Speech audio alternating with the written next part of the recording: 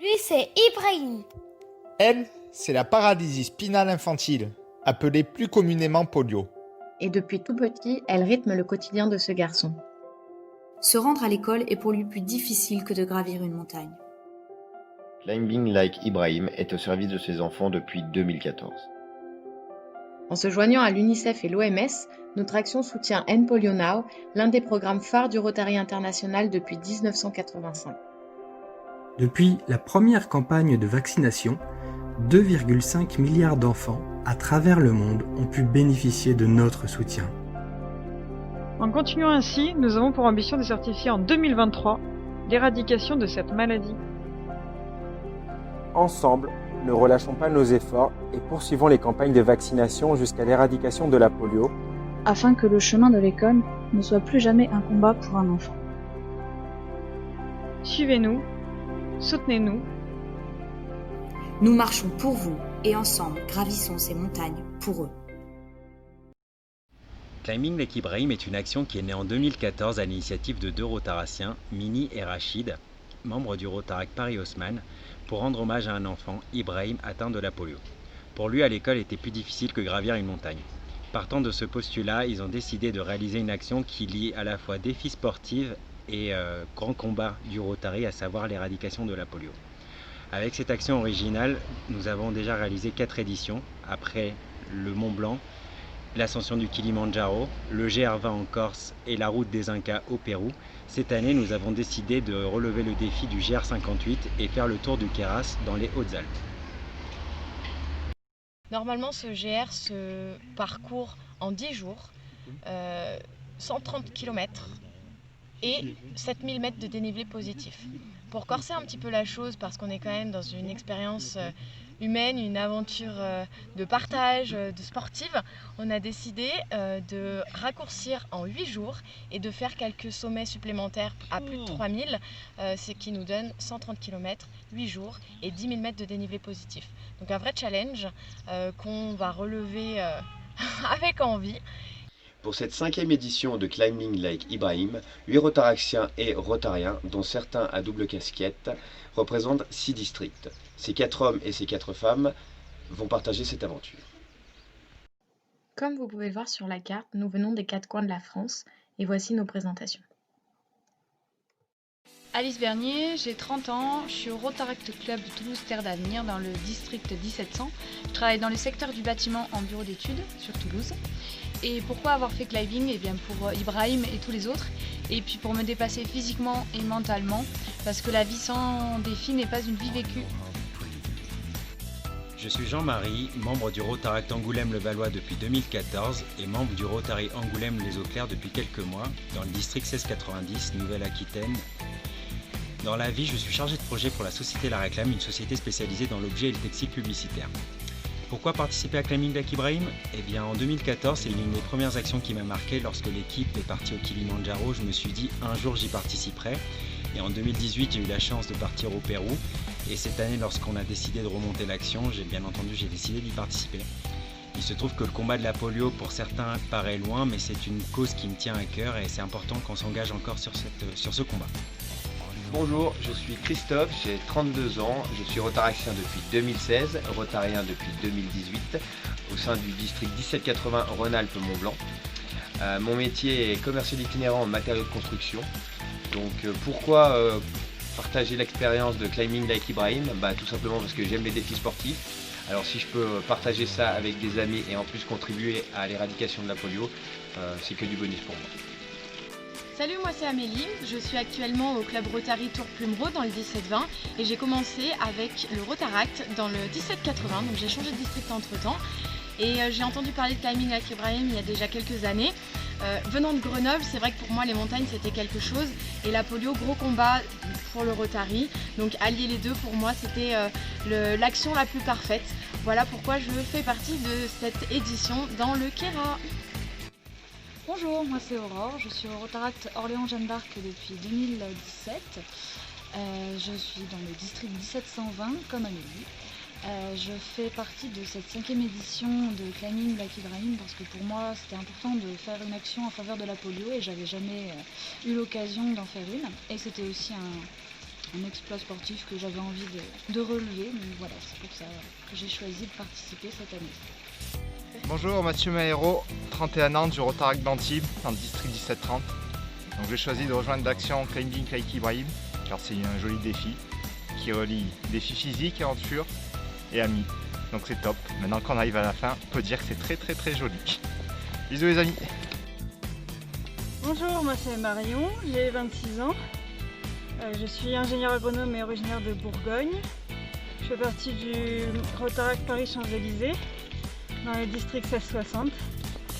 Et je fais Climbing Like Ibrahim pour plus qu'aucun enfant dans le monde né à souffrir de la poliomyélite, et aussi pour le défi sportif et humain de l'action.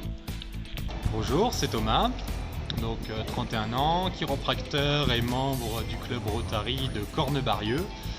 Je me suis engagé dans cette action parce que c'est la 5e édition, c'est ma 3e pour ma part, et la poliomyélite c'est une des actions phares du Rotary International. Ça fait 31 ans que le Rotary s'est engagé dans cette lutte dans le monde, et je pense que nous les jeunes, on ne l'a pas forcément connu dans nos pays, mais on doit faire notre part pour que des jeunes puissent vivre leur enfance puis leur vie sans avoir à se soucier de ce genre de pathologie.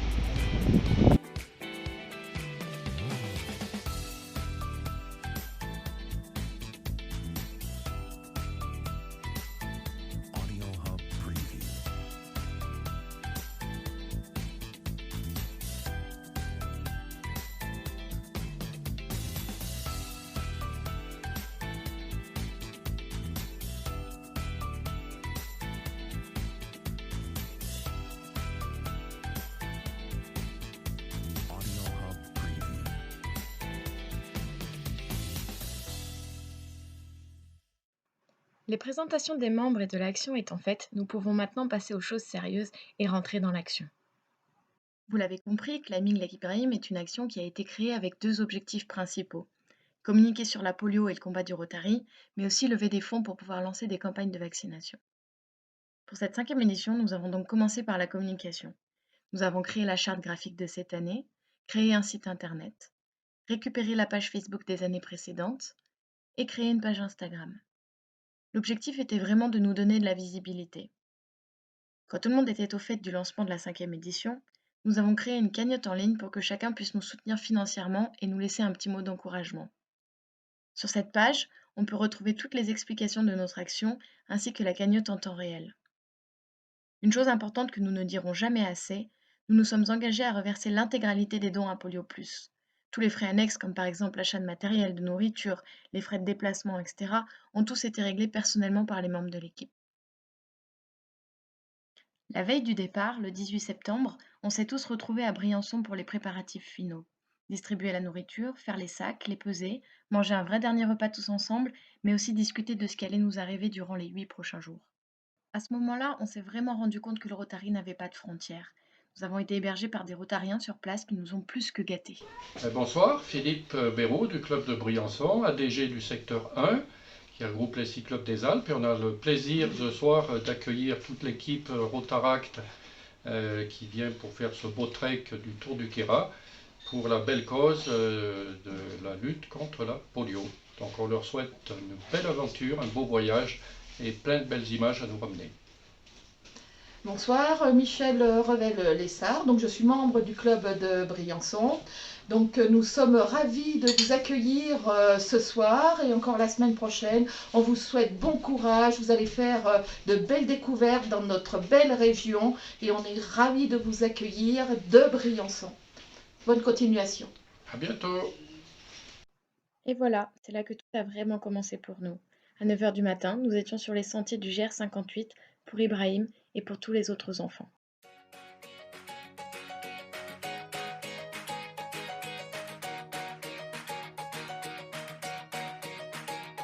Curious Climbing Like Ibrahim, 5e édition. Question numéro 1. Chaussures montantes, basses ou minimalistes? C'est aucune des deux là. Moi elles sont montantes. Eh ben tu dis montante. Montantes. Basse. Minimaliste. Montante. Sandales. Montante. Haute. Basse. Leggings, pantalons ou shorts? Pantalon. Pantalon. Short. Leggings. Caleçon. Leggings. Pantalon. Leggings. Question numéro 4. 40 litres ou 75 litres? 40 litres. Aucun des deux, 50. 60. 50 plus 10. 60 plus 10. 50. 75 plus 10. 50. Question numéro 5. Kawaii ou cape de pluie? Kawaii. Veste Gore-Tex. Poncho. Poncho. Kawaii plus cape de pluie. Kawaii de la CN déjà. Oh. Veste de pluie. Veste de pluie. Question numéro 6. Camelbag ou bouteille d'eau? Bouteille d'eau avec une durite de camelbag. Les deux. Camelbag. Bouteille d'eau. Gourde. Camelbag. Une gourde et camelbag. Camelbag. Question numéro je sais plus combien. Lingette ou Torrent. torrent? Torrent. Lingette. Douche. Torrent. Savon. Lingette. Lingette. Et savon dans quoi? Savon dans douche. Ou dans évier. Question numéro 8. Ah, question discorde. Tente ou ruine aménagée? Tente. Tente. Ruine aménagée. Ruine aménagée. Dans la tente, dans la ruine. Tente et La tente avec la ruine. refuge. Alors, ruine aménagée. Salle polyvalente. Question numéro 9. Bœuf ou poisson? Poisson. Bœuf. Poulet. Pâte. Poulet curry. Bœuf. Pâte.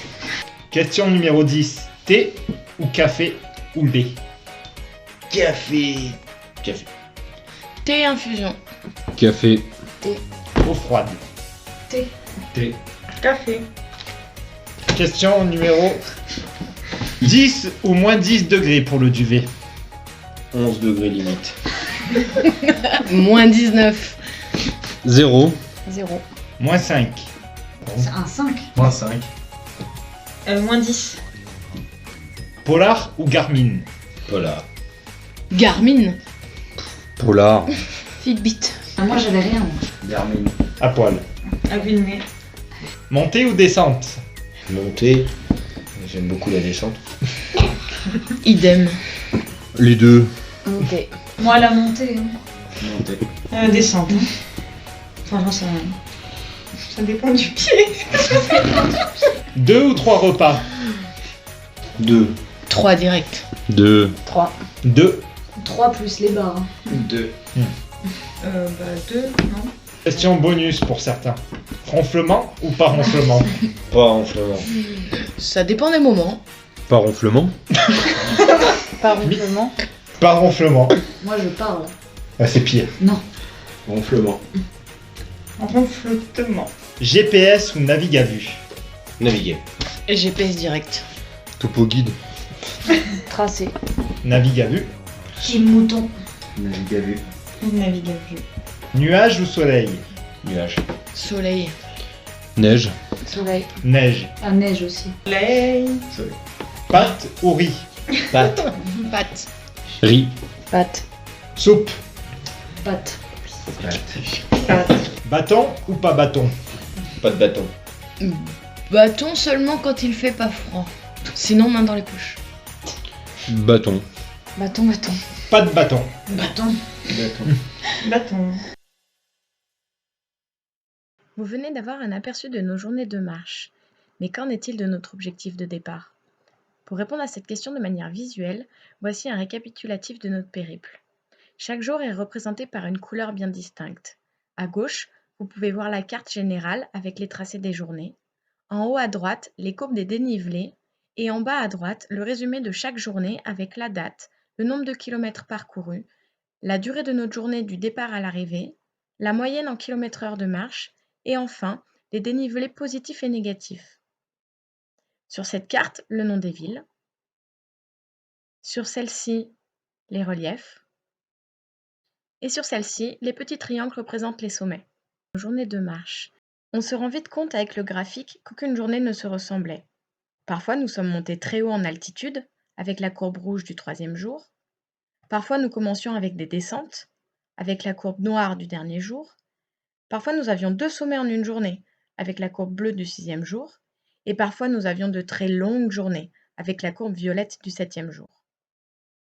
La toute dernière ligne du tableau nous donnera la conclusion de cette 5e édition de Climbing Lake Ibrahim. Nous aurons donc parcouru 132 km en 54 heures et 40 minutes et avalé un peu plus de 18 000 mètres de dénivelé cumulé.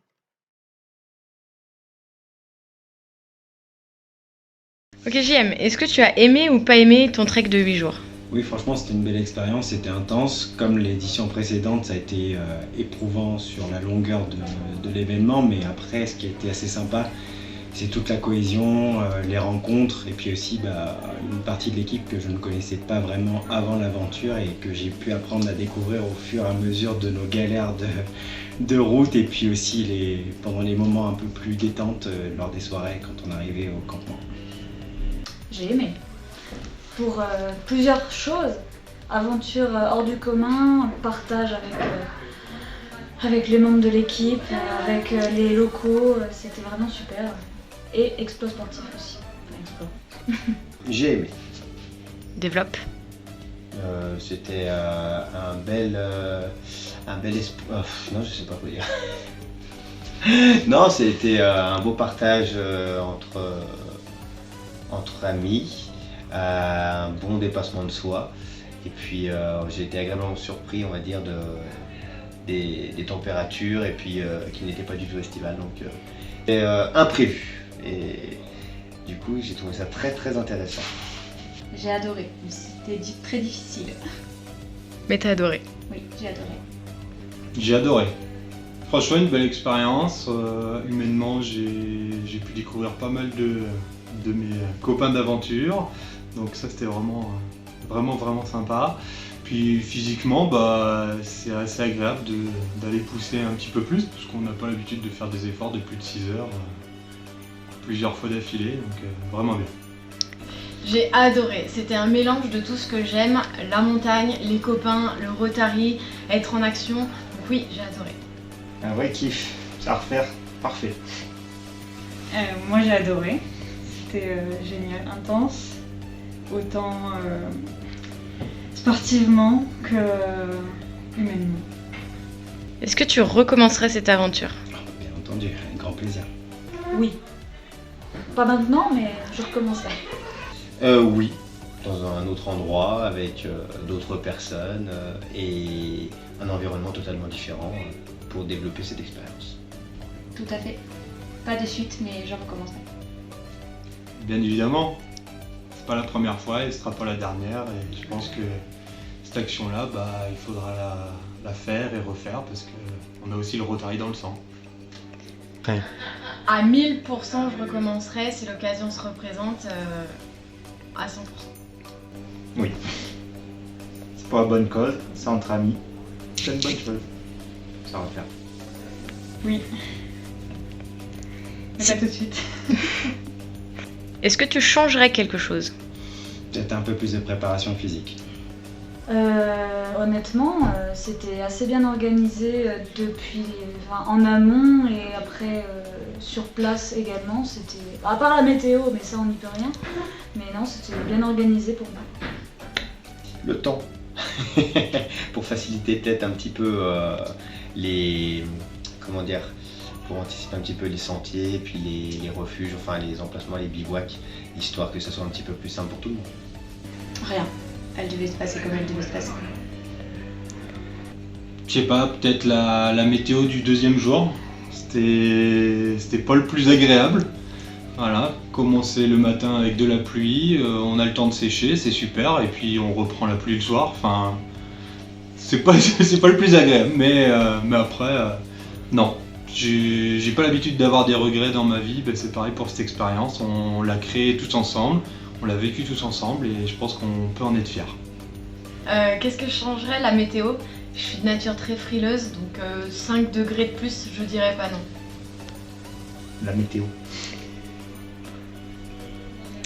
Plus de neige. Mes chaussures Pourquoi? Qui m'ont fait plein d'ampoules. Je garderai mes anciennes. Qu'est-ce qui t'a le plus manqué pendant ces 8 jours? Mon rasoir, je crois que ça se voit, non?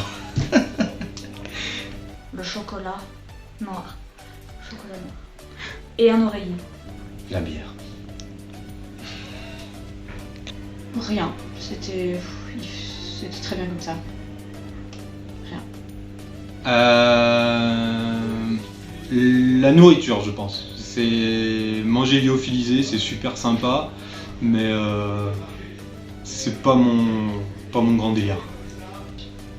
Mon lit peut-être, parce que dans mon duvet je me sens vraiment étriquée, donc mon lit. Rien, c'était tout parfait. Le fromage. T'as pas mangé de pâte au fromage? Si, mais c'est pareil. Du gruyère, du vrai fromage, de la vraie nourriture. Qu'est-ce qui a été ton meilleur ami pendant le trek? Mon coussin. Vous l'avez tellement jugé, mais mon coussin, c'était la vie. Mon legging, parce que j'avais pas froid. Et même s'il y avait la flotte, la neige ou le soleil, c'était trop bien. J'étais trop bien dans mes affaires. Mon kawaii. Mon kawaii, du coup, parce que forcément, il était très bien étanche et ça m'a beaucoup aidé. Mon labello. Qu'est-ce qui a été? Ou qui a été? L'un ou l'autre. Qu'est-ce qui a été? C'est pas évident ça comme question. Qu'est-ce qui a été? Je sais pas, j'aurais dit ce qui m'a évadé, c'était l'esprit. C'est à chaque fois lever la tête et s'évader. En fait, même s'il y avait la moindre contrariété, on regardait autour de nous, puis en fait, ça nous glisse au-dessus, quoi. Deux choses, mon bonnet que j'ai pas lâché des jours et mon labello. Le bonnet parce qu'il faisait froid et le labello parce que j'avais les lèvres gercées du début à la fin. Ah, les chaussures, les sandales, c'était bien. Mon duvet, moins 10 degrés. Est-ce que tu regrettes quelque chose? Non, très sincèrement, j'ai vécu tous les moments à fond, donc non. Rien, honnêtement. Non, absolument pas, jamais. Mon sac à dos, trop lourd. 18 kilos. Non. Ce que je regrette, pas grand chose. Faut pas regretter. Ce qui s'est passé, ça s'est passé et on fera mieux la prochaine fois. Ouais, c'était tout parfait. C'était agréable, c'était une belle météo. Ouais, c'était tout parfait. Non, je pense que je regrette rien. Ouais, c'était bien du début à la fin. Pas de regret. Et quel serait le mot pour résumer l'aventure? Fierté. Inoubliable, je dirais. Partage. Formidable. Génial. Génial, magnifique, extraordinaire. Est-ce que ça peut faire qu'un? C'est pour la bonne cause. Les enfants ils vont être guéris, on s'est amusé. Et entre amis, c'était parfait. L'aventure, c'est un vrai défi de vie. Et ça à refaire sans souci. Moi, j'irais magique. C'était magique. Voilà. Est-ce que tu as un petit mot à dire en plus? Merci à tous ceux qui nous ont suivis et qui nous ont soutenus. C'était top. Et je pense qu'on ne serait peut-être pas allé jusqu'au bout sans ça. Merci.